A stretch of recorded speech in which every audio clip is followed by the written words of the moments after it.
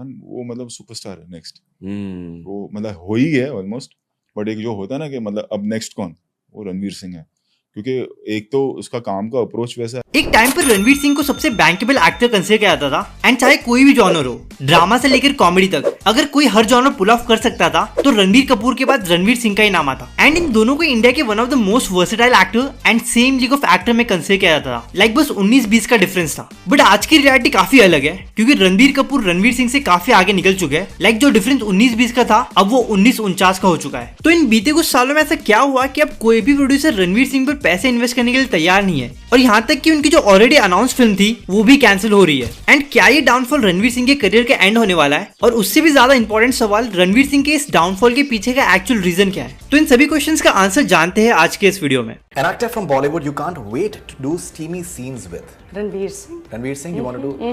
100%. I love Ranveer. If you have to ask a question to Ranveer Singh.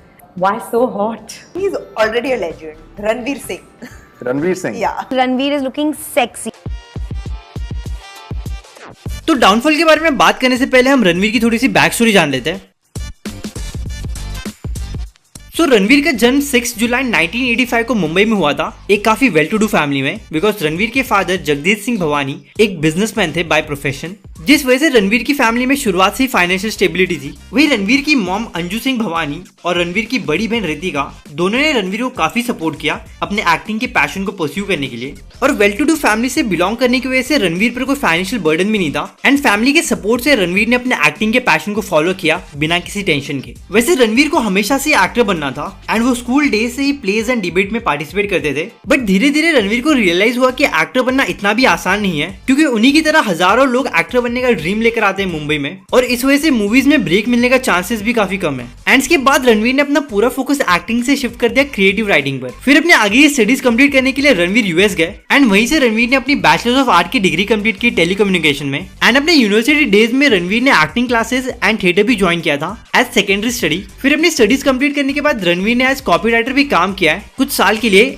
Advertising agency में। फिर कुछ time के लिए रणवीर ने एज असिस्टेंट डायरेक्टर भी काम किया, बट रणवीर ने इन सभी कामों को छोड़ दिया अपने एक्टर बनने के सपने को पूरा करने के लिए। एंड इसके बाद से रणवीर सिंह ने डायरेक्टर्स एंड प्रोड्यूसर्स को अपना पोर्टफोलियो भेजना स्टार्ट कर दिया, और जहां कहीं भी ऑडिशन होते थे रणवीर वहां पर पहुंच जाता था, इसी होप में कि उन्हें अपना बड़ा ब्रेक मिल जाए। बट हर बार रणवीर को सिर्फ रिजेक्शन फेस करने पड़ते थे, एंड जो ऑफर मिलते भी थे वो छोटे रोल्स के लिए होते थे। एंड कुछ भी सही ना जाने की वजह से रणवीर को सेल्फ डाउट होने लगा कि जो डिसीजन उन्होंने लिया है एक्टर बनने का, क्या वो सही है, बिकॉज अभी तक उन्हें कोई भी बड़ा ब्रेक नहीं मिला था। सिर्फ रणवीर कोई फर्स्ट जनरेशन मूवर नहीं था अपनी फैमिली से जो एक्टिंग या एंटरटेनमेंट इंडस्ट्री में अपना करियर बनाना चाहता था, क्योंकि इसके पहले रणवीर की ग्रैंड मदर ने छोटे एंड सपोर्टिंग रोल्स किए हैं मूवीज में, बट रणवीर को बनना था मेन लीड हीरो मूवीज में, जिस वजह से रणवीर ने अपने नाम में से भवानी ड्रॉप कर दिया था। लाइक रणवीर सिंह भवानी से सिर्फ रणवीर सिंह रख लिया, बिकॉज रणवीर का यह मानना था कि उनका नाम काफी बड़ा था एंड वो ब्रांडेबल नहीं लगता था। तो मल्टीपल रिजेक्शन फेस करने के बाद भी रणवीर ने अपने होप नहीं छोड़े, और अपने एक्टर बनने के सपने को पूरा करने के लिए एक के बाद एक ऑडिशन देते गए। एंड फिर फाइनली 2010 में रणवीर को अपना पहला बड़ा ब्रेक मिला।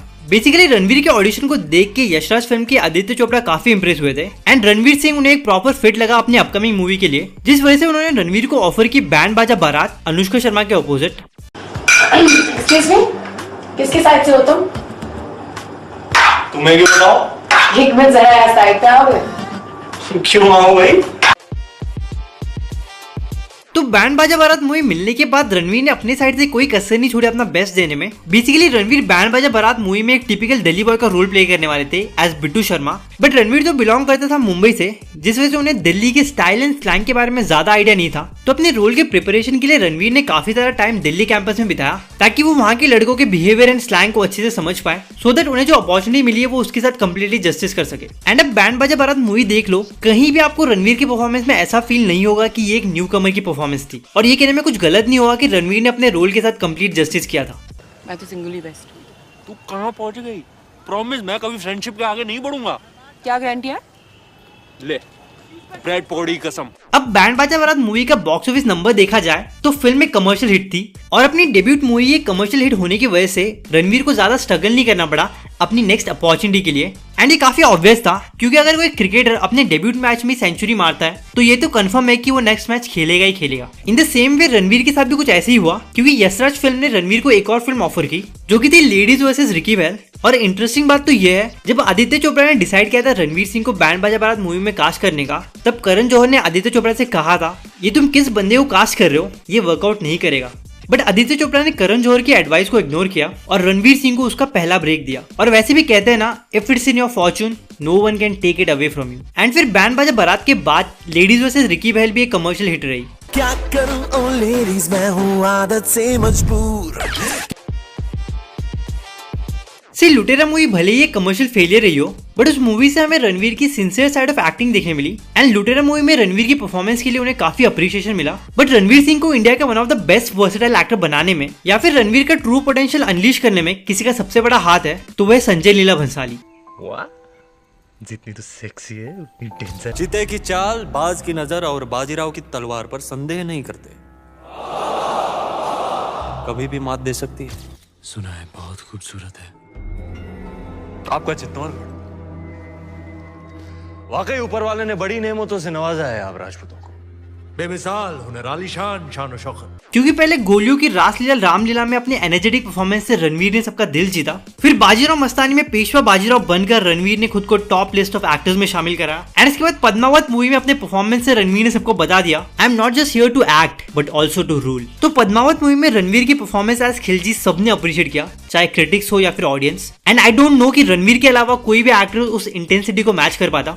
अब ये तीनों ही मूवी काफी अलग थी एंड तीनों ही मूवी में रणवीर ने काफी अलग परफॉर्मेंस दी है, जो कि रणवीर के एक्टिंग के वर्सेटाइलिटी का शोकेस है। एंड संजय लीला भंसाली की इन्हीं 3 मूवीज की वजह से रणवीर ने एज एन एक्टर काफी रिस्पेक्ट अर्न की है। और कोई माने या ना माने, बट संजय लीला भंसाली की मूवीज की वजह से रणवीर को टॉप एक्टर का स्टेटस मिला था। लाइक जैसे एस राजामौली की मूवी आपको एक बड़ा स्टार बनाता है, उसी तरह संजय लीला भंसाली की मूवी आपको एक तगड़ा एक्टर बनाता है। बिकॉज संजय लीला भंसाली एक्टर्स से उनका ट्रू पोटेंशियल अनलीश कराता है। और ये चीज हमने आलिया भट्ट के साथ भी नोटिस किया है गंगूबाई काठियावाड़ी मूवी में।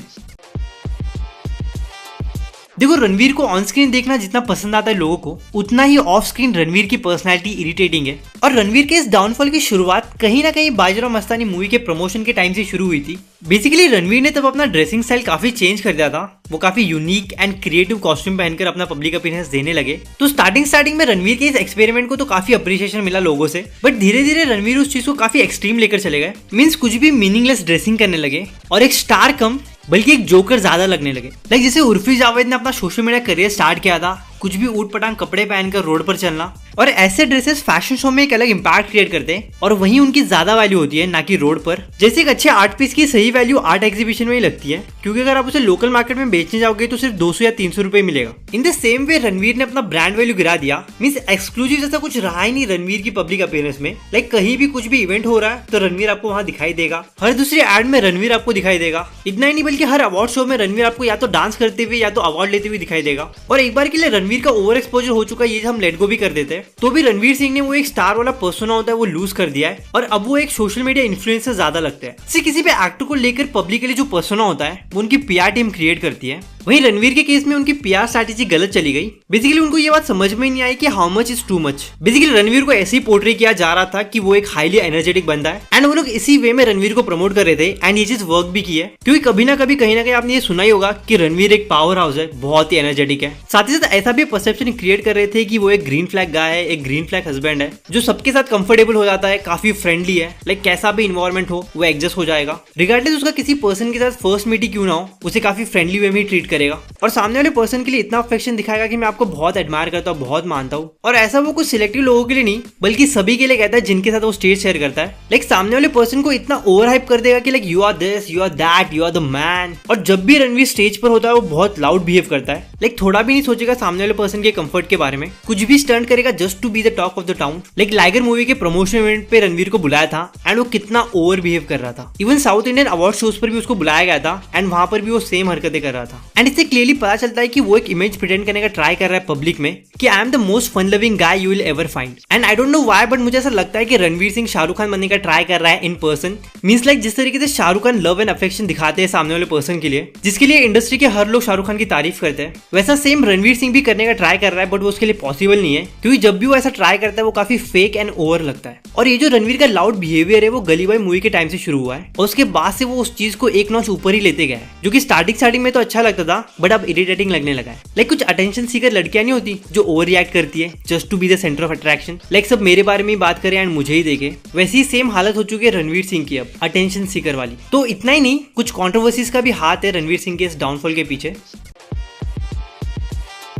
अभी रिसेंटली रणवीर ने 2 मेजर कंट्रोवर्सी फेस की थी, एक तो एक्सट्रीमली बोल्ड फोटोशूट वाला एंड दूसरा बोल्ड केयर का एड वाला। अब ये जो रणवीर का बोल्ड फोटोशूट था एक मैगजीन के लिए, वो हॉलीवुड में काफी नॉर्मल है और वहाँ की ऑडियंस के लिए इन चीजों में एक्सेप्टेंस है, बट हमारे यहाँ पे इन चीजों के लिए इतना एक्सेप्टेंस नहीं है और यही बॉलीवुड का प्रॉब्लम रहा है कि वो हॉलीवुड के कल्चर को फॉलो करने का ट्राई करते हैं। Actor Ranveer Singh has landed in more legal trouble over his controversial nude photo shoot after an FIR was filed against him under the IT Act of IPC. This is the second FIR, remember, that has been filed against the actor. और ये जो bold care का ad campaign था उसको लेकर controversy होनी थी because Ranveer Singh ने जॉनी सिंस के साथ स्क्रीन शेयर किया था फर्स्टली, उसके बाद जो एड का प्रेजेंटेशन था वो भी ऑब्जेक्शनेबल था, तो नो डाउट कोई ना कोई तो ऑफेंड होने वाला ही था। सी जॉनी का जो पर्सनैलिटी है वो मोरली कोई इंस्पायरिंग पर्सनैलिटी है नहीं, तो एक नेगेटिव इमेज ही है काइंड ऑफ। तो जॉनी सिंस जैसे पर्सनैलिटी को मेन स्ट्रीम एक्सेप्टेंस देना एक गलत मैसेज कन्वे करता है, बट अगर मार्केटिंग पर्सपेक्टिव से देखा जाए तो वो एड कैंपेन एक मेजर सक्सेस था बट मोरली सही नहीं था। सो आई थिंक ऐसा वैसे होता नहीं है, तो उस लेवल पे वो एब्सर्ड है क्योंकि इतना ट्रूथफुल नहीं है। तो 2016 में रणवीर ने एक और ऐड किया था जैक एंड जोस के लिए, और उस ऐड कैंपेन के लिए भी रणवीर को काफी क्रिटिसिज्म फेस करना पड़ा क्योंकि इस कैंपेन का टैगलाइन था don't hold back, take your work home, and billboard के पोस्टर पर रणवीर के शोल्डर पर एक लड़की थी और यहाँ पर भी इसी बात को लेकर क्रिटिसिज्म था कि आप एक गलत मैसेज कन्वे कर रहे हो, बिकॉज जब वो विजुअल्स एंड टैगलाइन को साथ में देखा जाए एक अलग पर्सपेक्टिव दिखाई देगा।